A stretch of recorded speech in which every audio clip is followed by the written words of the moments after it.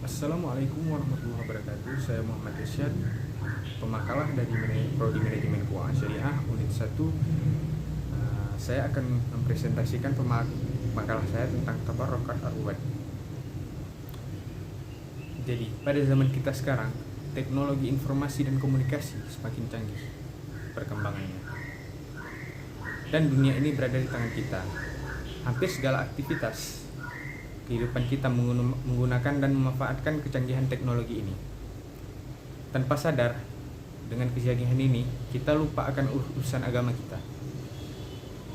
Dan banyak orang semakin tinggi ilmunya dan semakin sukses, lupa dengan agamanya. Padahal agama awal mula dari semua perkembangan dan kemajuan teknologi. Dalam agama Islam, ada dua hal yang ditinggalkan oleh Nabi Muhammad SAW kepada kita umatnya.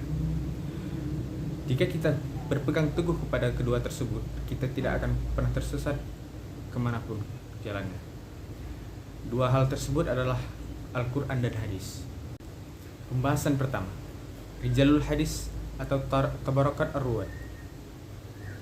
Pengertian Rijalul Hadis. Rijalul Hadis atau Tarik Ar-Ruwad atau dalam bahasa Indonesia ilmu sejarah perawi merupakan ilmu yang mempelajari tentang sejarah para perawi hadis, seperti tempat kelahiran, tanggal, tahun kelahiran, tahun wafat, guru-gurunya, dan orang yang meriwayatkan darinya. Dan tarikh hadis ini akan sangat membantu untuk mengetahui derajat hadis dan sanad. Tujuan ilmu ini adalah untuk mengetahui bersambung atau tidaknya sanad suatu hadis. Maksud persambungan sanad adalah pertemuan langsung, apakah perawi berita itu bertemu langsung dengan gurunya, atau pembawa berita, ataukah tidak, atau hanya pengakuan saja. Semua itu dapat dideteksi melalui ilmu ini. Muttasilnya sanad ini menjadi salah satu syarat kesahihan suatu hadis. Dari segi sanad, ilmu ini berkaitan dengan perkembangan riwayat.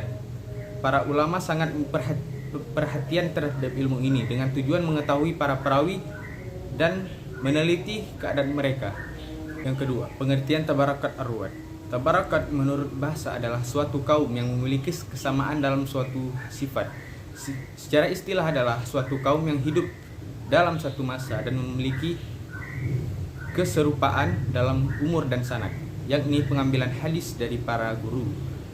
Mahmud Tuhan mengemukakan bahwa tabarokat adalah kaum yang berdekatan atau sebaya dalam usia dan dalam isnad atau dalam isnad saja. Dalam pengertian ini, tabakat identik dengan generasi. Dari sisi kebersamaan dalam berguru, kadangkala para muhaddisin atau ahli hadis menganggap bahwa kebersamaan dalam menimba ilmu hadis adalah cukup bisa dilakukan satu tabaqah. Sebab pada umumnya mereka memiliki kebersamaan dalam umur. Sedangkan kata ar-ruwad jamak dari kata rawi, yaitu menerima, memelihara, dan menyampaikan kepada orang lain dengan menyebutkan sumber pemberitaannya. Yang B ada tingkatan perawi hadis. Al-Hafiz Syihabuddin Ibnu Hajar Al-Asqalaini rahimakumullah, dalam kitab beliau Takribut atau Takribut Tahzib, setelah membagi-bagi para perawi ke dalam beberapa tabakat, dimulai dari yang pertama. Yang tingkatan pertama atau para sahabat dengan berbagai perbedaan tingkat kemuliaan mereka. Pada sahabat berbeda-beda tingkatannya. Mulai dari para sahabat senior, yaitu mereka yang pertama kali masuk Islam pada periode awal Mekah. Berlanjut hingga mereka yang hijrah ke Habasyah, para sahabat yang berbaiat di Baitul Aqabah dari baiat pertama hingga kedua.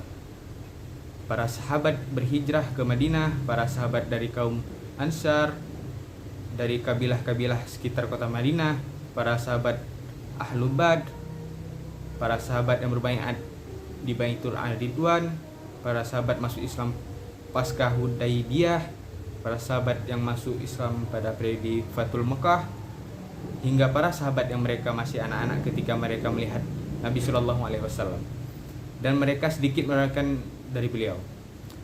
Tingkatan kedua atau tabi'in senior. Mereka adalah periwayat para sahabat dan murid-murid mereka, dan termasuk pada tabaah ini adalah para mukadram. Definisi mukadram menurut Al-Hafizah As-Sakhawi rahimakumullah dalam Fathul Mughith adalah mereka yang mengalami masa jahiliyah sebelum atau sesudah diutusnya Nabi Shallallahu Alaihi Wasallam, baik ketika mereka masih kecil atau sudah dewasa. Namun mereka tidak pernah melihat beliau atau sempat melihat beliau, namun belum masuk Islam.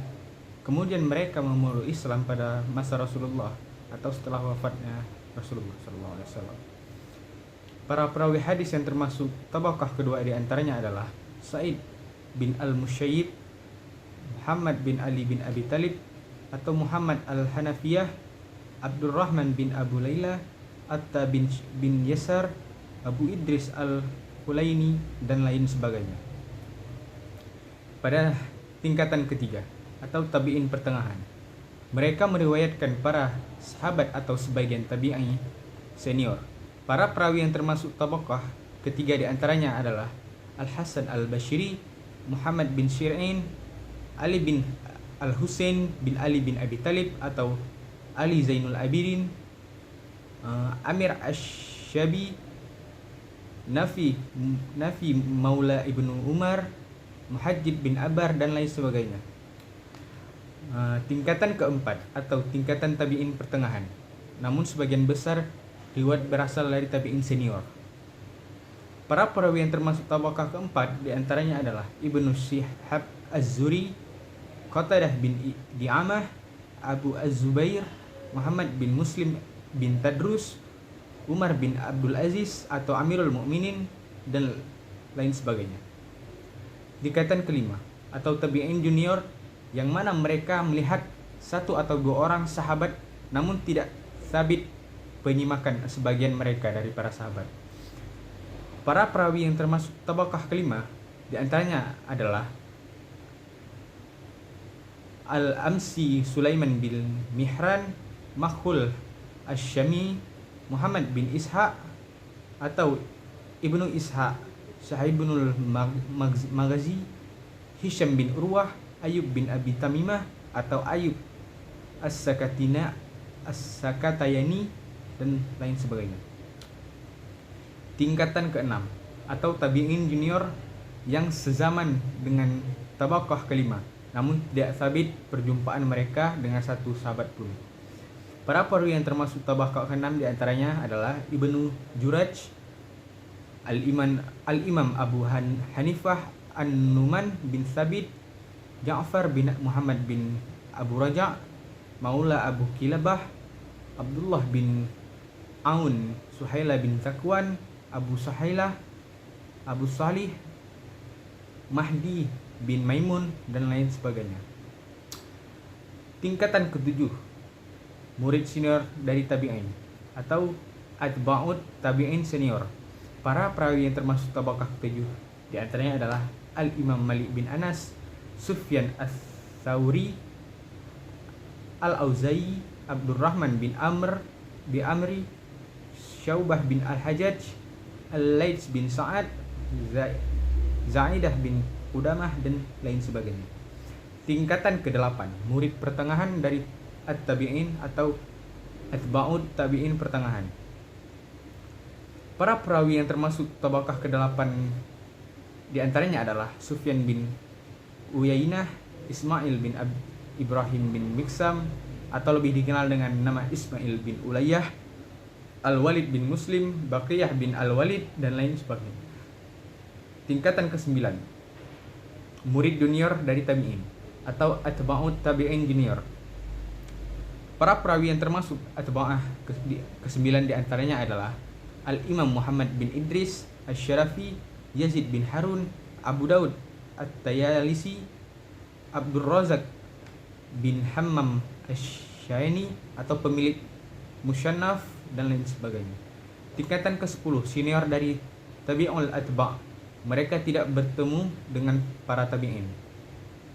Para perawi yang termasuk tabaqah ke-10 di antaranya adalah Al-Imam Ahmad bin Hanbal, Affan bin Muslim, Zuhairi bin Harb, Abdullah Abdullah bin Abi Syaibah atau Ibnu Syaibah pemilik Musannaf, dan saudara Utsman bin Abi Syaibah, dan lain sebagainya. Tingkatan ke-11 pertengahan dari Tabi'ul Atba'. Para perawi yang termasuk tabaqah ke-11 di antaranya adalah dua imam besar Al-Bukhari dan Muslim atau Asy-Syaikhain, Al-Hasan bin Ali Al-Hulwaini, Muhammad bin Yahya Az-Zuhli, Abu Daud As-Sijistani, dan lain sebagainya. Tingkatan ke-12 junior dari Tabi'ul Atba'. Para perawi yang termasuk tabaqah ke-12 di antaranya adalah At-Tirmidzi Muhammad bin Alisa, pemilik kitab Jami', Ibnu Majah Al-Kazwini atau pemilik kitab Sunan, Abu Abdurrahman An-Nasai atau pemilik kitab Sunan, Zakaria bin Yahya As-Sajai, Ibnu Abid Du'a, Abdullah bin Ahmad bin Hanbal, dan lain sebagainya. Adapun rentan tahun kelahiran para perawi hadis di atas terbagi ke dalam 3 bagian. Rentan tahun kelahiran yaitu yang pertama ada tingkat 1 dan 2, lahirnya sebelum tahun 100 Hijriah. Yang kedua ada tingkatan 3 sampai 8, lahirnya setelah tahun 100 Hijriah. Yang ketiga tingkatan 9 sampai 12, lahirnya setelah tahun 200 Hijriah. Jadi kesimpulan yang dapat saya sampaikan, Rijalul Hadis atau Tarikh Ar-Ruwat ilmu sejarah merupakan ilmu yang mempelajari sejarah perawi hadis dan sanad-sanad hadis. Dan dengan demikian Taba'at Ar-Ruwat adalah pengelompokan orang yang memelihara dan menyampaikan hadis yang hidup dalam satu generasi atau satu masa dalam periwayatan atau isnad yang sama atau sama dalam periwayatannya saja. Maksud berdekatan dalam isnad adalah perguruan atau satu guru, atau diartikan berdekatan dalam berguru. Jadi para gurunya, sebagian periwayat juga menjadi guru bagi sebagian perawi lain. Para perawi pada masa tertentu akan berbeda dengan perawi masa berikutnya. Al-Hafizah Syihabuddin Ibnu Hajar Al-Asqalani rahimahumullah dalam kitab beliau Taqribut Tahzib telah membagi para perawi ke dalam 12 tingkatan. Sekian presentasi dari saya. Kalau ada yang kurang mohon dimaafkan. Assalamualaikum warahmatullahi wabarakatuh.